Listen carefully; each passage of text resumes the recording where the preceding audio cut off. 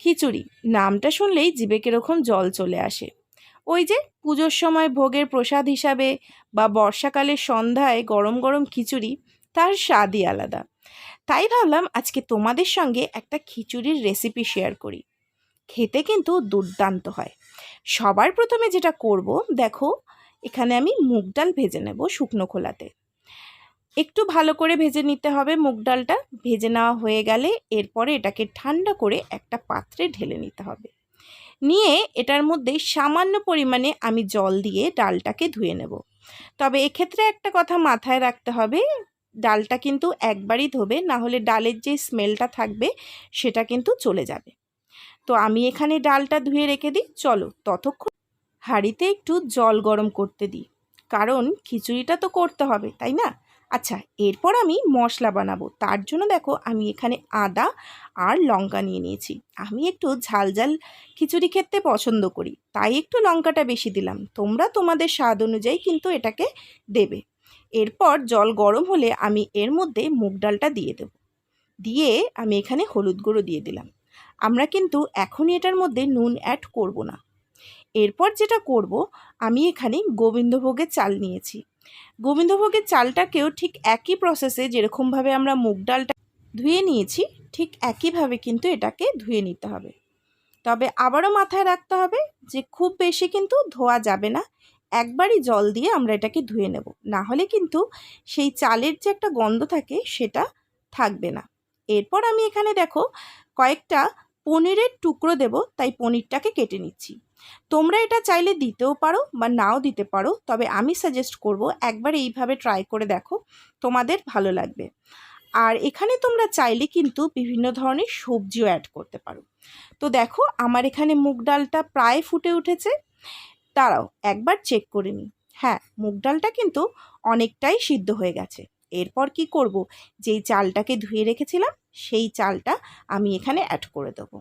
সবসময় মাথায় রাখবে খিচুড়ি করার ক্ষেত্রে যখনই মুগ ডাল দিয়ে খিচুড়ি করবে, আগে মুগ ডালটাকে সিদ্ধ করে দেন চাল অ্যাড করবে। এরপর আমি এর মধ্যে দেখো দিয়ে দিলাম হচ্ছে সর্ষের তেল, আর ফোড়নে দেব হচ্ছে গোটা গরম মশলা, তেজপাতা আর শুকনো লঙ্কা, আর দিয়ে দেব হচ্ছে জিরে আর মৌরি ফোড়ন।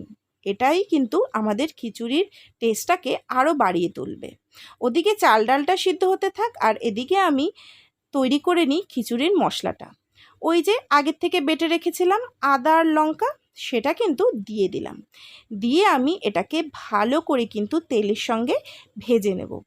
তবে এক্ষেত্রে মাথায় রাখবে আমরা যেহেতু এখানে শুকনো মশলা অ্যাড করব, তো মশলাটা যাতে নিচ থেকে ধরে না যায় সেজন্য কিন্তু আমাদের সামান্য পরিমাণে জল অ্যাড করতে হবে। এরপর আমি হলুদ গুঁড়ো, ধনে গুঁড়ো, জিরে গুঁড়ো, যেই মশলাগুলো আমরা রেগুলার বেসিসে ইউজ করে থাকি সেগুলো দিয়ে দেবো। এরপর যেটা করব, একটু রং ভালো হওয়ার জন্য আমি এর মধ্যে অ্যাড করে দেব কাশ্মীরি রেড চিলি পাউডার। এটা পুরোপুরি অপশনাল, তোমরা চাইলে দিতেও পারো নাও দিতে পারো, তবে দিলে কালারটা একটু ভালো হয়, তাই আমি এখানে অ্যাড করলাম। করে কিন্তু আমি ভালো করে এটাকে নাড়াচাড়া করে নেব। এরপর আমি এর মধ্যে অ্যাড করে দেব হচ্ছে টমেটো বাটা। আমি এখানে দুটো টমেটোকে পেস্ট করে নিয়েছিলাম, সেটাই আমি এখানে অ্যাড করে দিলাম। দিয়ে ভালো করে কিন্তু কষিয়ে নেব যতক্ষণ না টমেটোর কাঁচা গন্ধটা চলে যাচ্ছে। এরপর আমি এখানে সামান্য জল অ্যাড করছি, খুবই সামান্য জল অ্যাড করব, যাতে করে মশলাটা নিচ থেকে ধরে না যায়। তো দেখো আমার এখানে মশলাটা রেডি। এরপর আমি এর মধ্যে কয়েকটা কড়াইশুঁটি দিয়ে দিলাম। এটাও অপশনাল, তোমরা চাইলে দিতেও পারো নাও দিতে পারো। দেখো আমার এখানে চাল ডালটা কিন্তু সিদ্ধ হয়ে গেছে, আর মশলাটাও খুব ভালোভাবে কষানো হয়ে গেছে। এরপর আমি যেটা করব, এই মশলাটাকে অ্যাড করব হচ্ছে এই চাল আর ডালের মধ্যে। তবে তার আগে যেটা করব, এটা কিন্তু খুবই ইম্পর্টেন্ট একটা কাজ, এটা কিন্তু মাথায় রাখতে হবে। সেটা হচ্ছে আমরা এতক্ষণ কিন্তু রান্নাটাতে কোনো নুন অ্যাড করিনি। চাল ডালটা সিদ্ধ হলে তবেই কিন্তু আমরা নুনটা অ্যাড করব। তো আমি এখানে স্বাদ মতো নুন দিয়ে দিয়েছি। এরপর যেই মশলাটা করে রেখেছিলাম সেটা এটার মধ্যে দিয়ে ভালো করে কিন্তু মশলাটাকে এটার সঙ্গে পুরো মিশিয়ে দিতে হবে। ট্রাস্ট মি, এই খিচুড়িটা খেতে কিন্তু অসাধারণ লাগে। একবার কিন্তু তোমরা এটা বাড়িতে অবশ্যই ট্রাই করো। দেখে তো আমার এখনই জল চলে আসছে। এরপর আমি দিয়ে দেব সামান্য একটু চিনি। যে রান্নাতে চিনি আর নুন একসঙ্গে পড়ে সেই রান্নার স্বাদ কিন্তু দ্বিগুণ হয়ে যায়। এরপর একটা ছোট্ট কাজ করে নেব, সেই কাজটাতে কিন্তু খিচুড়ির টেস্টটা আরও বাড়িয়ে তুলবে। দেখো, আমি একটা ফ্রাইং প্যানে কিছুটা ঘি গরম করে নিচ্ছি।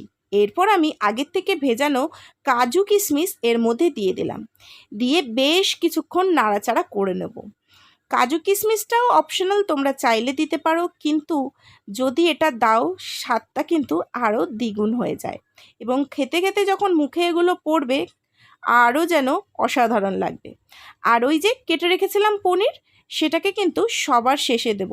এটা সবসময় মনে রাখবে, পনিরটা কিন্তু আমাদের সবার শেষে দিতে হবে, না হলে কিন্তু পনিরটা ভেঙে যাওয়ার চান্স থাকবে। এরপর আমরা যেটা অ্যাড করব সেটা হচ্ছে কাজু কিশমিশ আর ঘি, যেটা আমরা আগের থেকে ভেজে রেখেছিলাম। তাহলে চলো এটা দিয়ে দিচ্ছি। দেখতেই পাচ্ছ খিচুড়িটা দেখতেও যেরকম সুন্দর লাগছে, খেতেও কিন্তু ততটাই সুন্দর হয়েছিল। অসম্ভব সুন্দর এই খিচুড়িটা। তোমরা এটা বাড়িতে কোনো পুজো সময়ও কিন্তু এই ধরনের খিচুড়ি ট্রাই করতে পারো, অসাধারণ লাগে।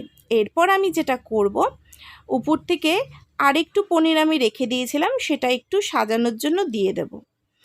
আর ওই যে প্রথমেই বলেছিলাম, তোমরা চাইলে এর মধ্যে সবজি অ্যাড করতে পারো। তার জন্য তোমাদেরকে যেটা করতে হবে, সবজিগুলো আগে ভালো করে ভেজে চাল ডালটা সিদ্ধ যখন করবে, মানে যখন চালটা দেবে তখন সবজিগুলো দিয়ে দেবে, দিলেই কিন্তু তৈরি এই সুন্দর গরম গরম খিচুড়ি।